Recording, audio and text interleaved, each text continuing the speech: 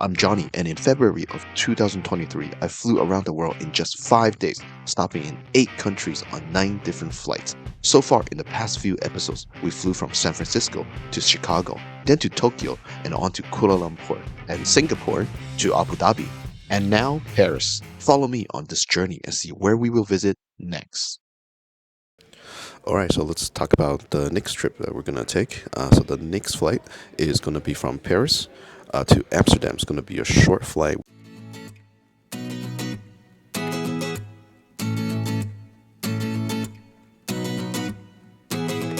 Also, it's going to be the only plane that's made by Airbus on this entire trip.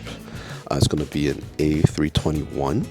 I don't have high hopes because it is a Euro Business Class, which means that it's just a regular 3220 or 3221 in 3-3 configuration, just like the economy class, but except that they blocked out the middle seat to make it more roomy for the business class passenger. I believe the legroom is going to be the same. We shall see, but yeah, but it's going to be a short flight, so not a lot of complaints. So let's go check it out. But before that, let's take a look at the Air France Business Class lounge here in Paris.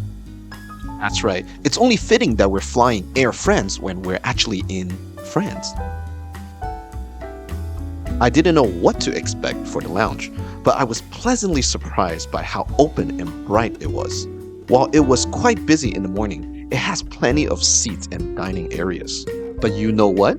I would be even more surprised if we can reach 1,000 subscribers in this video, so make sure you press like and subscribe to the channel. That way, I can bring you even more content like this one.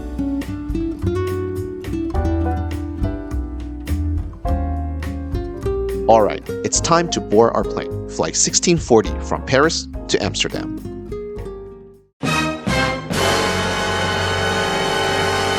Welcome to Intra Europe Business Class, where you sit in an economy seat. According to Seat Guru, the pitch and width of both classes are exactly the same. There are also stains on the back of the seat telling me that cleaning wasn't sufficiently done, at least not for my flight. However, the middle seat was kept unoccupied for social distancing, to create more comfort. One thing that you will probably not be disappointed on an Air France flight is its catering. Even though flight time is too short to serve any hot food, the shrimp salad I got was very fresh and full of flavors, and the cheese and chocolate cake are also just as good. Definitely the highlight of this flight. Once we arrived in Amsterdam, I went straight to the KLM Business Class lounge, because we have one more Euro Business Class to go, on the Dutch flag carrier. Alright guys, welcome to Amsterdam. So what do you guys think of the Euro Business Class on Air France? The service was good, it was fast. They only have 40 minutes to work with, so the crew did a wonderful job, I think. But let's forget that. Let's talk about something else.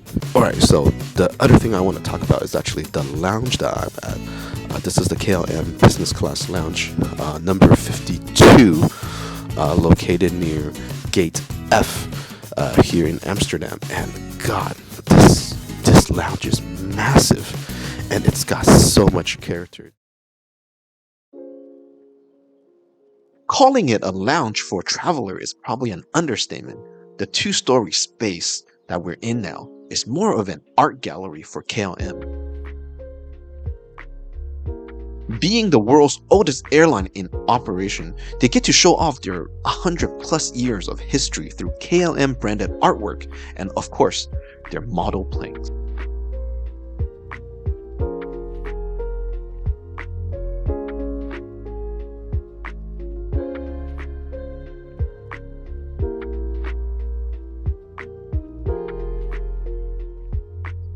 Other than being the world's oldest airline in operation, KLM is also known for giving out their signature little Dutch houses to long-haul business class passengers. And if you're a collector, you'll be very excited to tour the KLM Dutch House Gallery right in this lounge.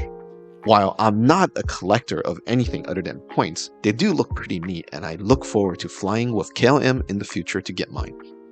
I also like to collect subscribers, so please subscribe to the channel. Upstairs at the bar, they even have a display of the Dutch house made of chocolate. But speaking of the bar, let's take a look at your dining options here at the lounge. Other than this massive bar where you can order drinks, there's also another dining area, but unfortunately it was closed during my visit.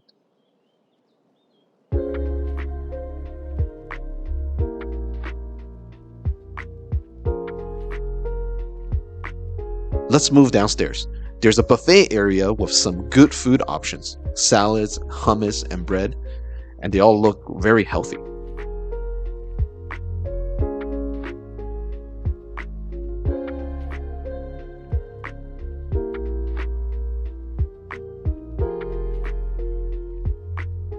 On the other side of the lounge, there's a cafe area with a barista, always ready to recharge your caffeine level. Now this is the place to be. They have a bar dedicated to Heineken, the Dutch beer company. The bartender even gave me a signature Heineken port, which you only learn at the Heineken factory here in Amsterdam. I was so happy to see it at an airport lounge. Definitely one of the highlights of my trip. After one drink, or maybe four, it's time for my next flight. This time we're flying from Amsterdam to London Heathrow on KLM's Boeing 737-800 variant, again in Europe Business Class, with 3-3 configuration and a blocked middle seat. At this point of the trip, I have been up for 4 days without sleeping in a proper bed, so I honestly look forward to some rest in London.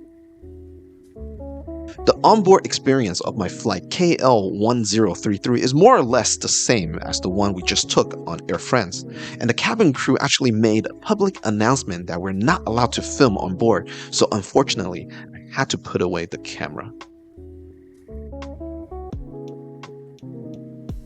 All right, guys. So we are in London, and let's just talk about the flight first, okay? Because I know we're in a hotel room. What do you guys think about the both Euro Business Class flight, one on Air France and one on KLM? They're actually under the same group. They're kind of like the same company almost.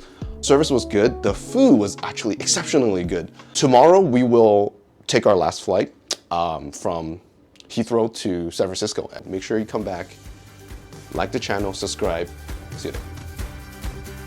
Next up, the finale of this series, we're going on a flight with a totally different vibe, and I even got invited to visit the flight deck. Stay tuned.